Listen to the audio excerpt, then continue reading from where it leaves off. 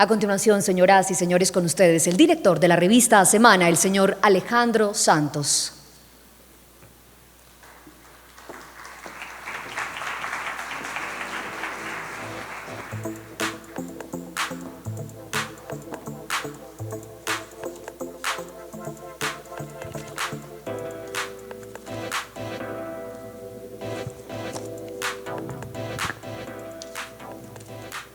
Bueno, muy buenos días a todos. Un placer compartir con ustedes este escenario en esta gran cumbre. Quiero darle un caluroso saludo a la ministra de Educación, Janet Gija. Quiero saludar también a la directora de Semana Educación, Andrea Escobar, Sandra Suárez, gerente de Publicaciones Semana. Darle una especial y afectuosa bienvenida a nuestros conferencistas internacionales que hoy nos acompañan y a todos ustedes que están comprometidos con los jóvenes y la educación de Colombia. Hace 28 años, la mafia había asesinado a 4 precandidatos a la presidencia, incluido Luis Carlos Galán, el futuro presidente y esperanza de la nación. Hace 27 años, el PIB de Colombia era 42.000 millones de dólares, es decir, el 14% del actual. Hace 25 años, Colombia sufrió un apagón nacional que duró 9 meses con cortes de hasta 9 horas diarias. Hace 20 años, en solo 5 ataques en Las Delicias, Patascoy, El Villar, Miraflores y Mitú, las FARC asesinaron a 158 militares y policías y secuestraron a 232. Hace 17 años, el índice de homicidio de Colombia era de 30.000 por cada 100.000 habitantes, el más alto del mundo. Hace 16 años, había en Colombia 3.400 secuestrados. Hace 12 años, los paramilitares habían cometido ya 1.166 masacres donde habían asesinado a más de 7.200 personas. Hace 10 años se destapó el escándalo de la parapolítica que reveló que los tentáculos de los paramilitares se habían tomado el 30% del Congreso y cuyo escándalo develó que había más de 80 alcaldes y gobernadores involucrados o al servicio de ellos.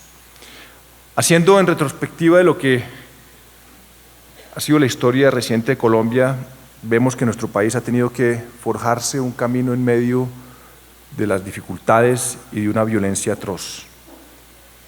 Pero hoy podemos decir que Colombia es un país normal, claro, con los problemas de cualquier país de América Latina y de cualquier país emergente. Problemas que no son menores, problemas de corrupción, problemas de desempleo, problemas de desigualdad, problemas de dependencia de los commodities, etc. Pero la democracia ya no se ve acorralada y la sociedad ya no vive atemorizada. Y esos son los momentos cuando las sociedades pueden mirarse al espejo sin miedo, sin complejos y con todas sus contradicciones para saber realmente qué país quieren ser. Y la fisionomía de ese país que se proyecta en el futuro con su altivez, con su carácter, con su alma, se escribe con un solo trazo, el de la educación. Hoy, cuando Colombia deja atrás la página de 50 años de conflicto armado, tenemos que hacernos las preguntas correctas. Preguntas que van al fondo de lo que somos o de lo que no somos o de lo que pretendemos ser. La pregunta no es si queremos ser los más educados. La pregunta en Colombia es qué tipo de ciudadanos queremos ser. Y esa pregunta va al corazón de lo que significa la democracia, sus valores y sus instituciones, al sentido del humanismo, al entendimiento del territorio, en su geografía, en su historia, en su cultura y a la universalidad del conocimiento. En otras palabras, ¿qué significa ser ciudadano en un país que busca reconciliarse y que avanza con ímpetu y ganas hacia la modernidad, pero donde el camino es tortuoso y donde acechan los fantasmas del pasado y los flagelos del presente? Cuando uno mira la crisis de la justicia, la corrupción política o la desconfianza en lo público, entiende que estamos ante un escenario complejo, pero la complejidad no puede convertirse en maldición ni los problemas de Colombia en excepcionalidad. Todo lo contrario, nos permite hacernos las preguntas sobre ética, moral y ciudadanía que nos ayudan a esbozar el sentido de la educación para el colombiano de comienzos del siglo XXI. Cómo llegar a ser tolerantes en un mundo de la posverdad, la polarización y el populismo. Cómo llegar a ser resilientes con la espiral de rabia y odio que cargamos en nuestras espaldas. Cómo ser creativo en un país averso al riesgo y que estigmatiza el fracaso. Cómo trabajar en equipo en la cultura de la desconfianza y la envidia. Cómo respetar las reglas en la cultura del atajo, del cómo voy yo o usted no sabe quién soy yo. No son interrogantes fáciles, ni la educación es una varita mágica que entra a resolverlos de la noche a la mañana, cuando esta es también el reflejo de la misma sociedad. Pero se están haciendo grandes avances y apuestas. Primero, poner la educación en el centro de la agenda del país, y por eso estamos aquí, y Semana está comprometida con esa causa. Segundo, apostarle a la primera infancia, el periodo más crítico en el desarrollo cognitivo del ser humano. Tercero, priorizar la calidad. Y Serpilo Paga es uno, y quizá el más exitoso y controvertido programa en esa dirección. Se abre un pequeño camino en medio de problemas y desafíos para la política pública de los gobiernos a venir. ¿Cómo no mencionar la corrupción en la educación o la paupérrima inversión en ciencia y tecnología? La política en Colombia tiene que estar muy mal para que más de 1 billón de pesos destinados a ciencia y tecnología se tuvieran que reasignar a infraestructura porque no se podían ejecutar. El motivo, un sistema kafkiano donde los políticos decidían qué proyectos se hacían de ciencia y tecnología. Gajes del realismo mágico.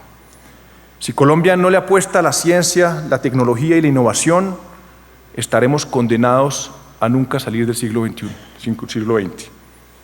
3 coletillas finales frente al papel de la educación en la construcción de un país que quiere ser próspero y que quiere convivir pacíficamente. La primera, los niños de la violencia. En Colombia hay 3 millones de menores de edad víctimas de la violencia, la mayoría de familias desplazadas que han tenido que sufrir el desarraigo y la estigmatización. ¿Qué está pasando con esos millones de menores? ¿Cuál ha sido el impacto en su formación y salud mental? Segunda, el valor del territorio. Cuando se habla de posconflictos, se habla de cómo integrar las regiones históricamente abandonadas o victimizadas al desarrollo económico, político y social.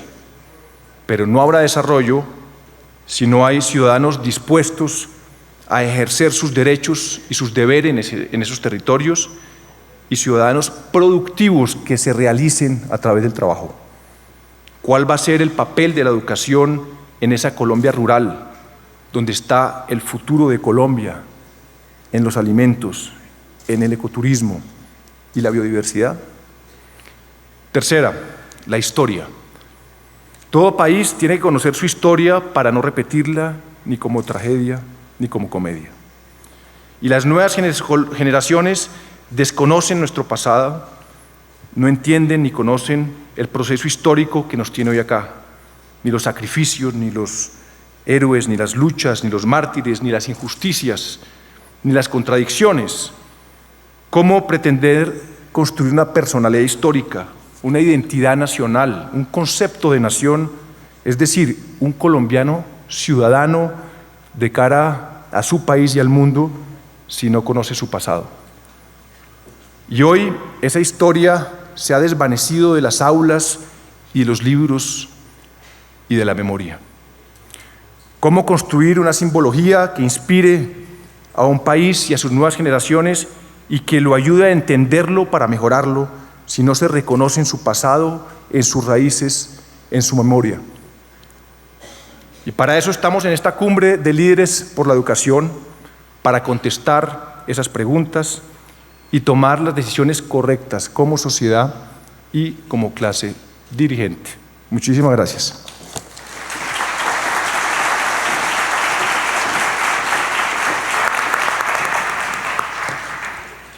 Pues muchas gracias al director de la revista Semana, el señor Alejandro Santos, por estas palabras de bienvenida. Y tenemos el gusto de contar con la presencia de la ministra de Educación, Janet Guíjar Tovar, quien nos contará cómo está y hacia dónde va la educación. Ministra, buenos días, bienvenida, adelante.